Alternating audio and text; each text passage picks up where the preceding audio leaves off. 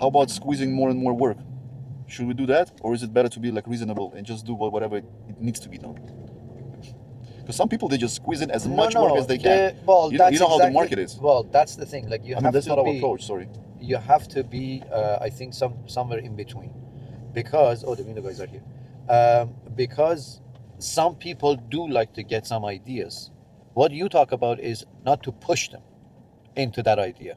For example, if you're in a house and if we can do something while all the walls are open and we do have access, why not give the idea to the customer to make a decision?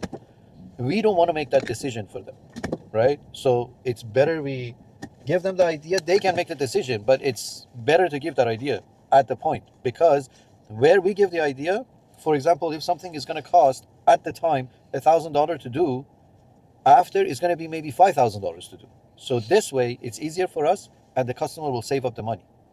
That's the difference. Yes, if you want to push for the customer to do something, to do more work, not us. We don't do that, and I don't think the customer will like something like that because it's out of their budget, out of their work. Let's be realistic. I'm just talking. I'm just saying as is. I'm not saying that we're doing this stuff, but this is how a lot of contractors approach. What you're telling me is being reasonable. Exactly. You be reasonable. You be fair to customers. I'm not talking about that. I'm talking about being unfair. For example, we removed the tiles on this floor in this project.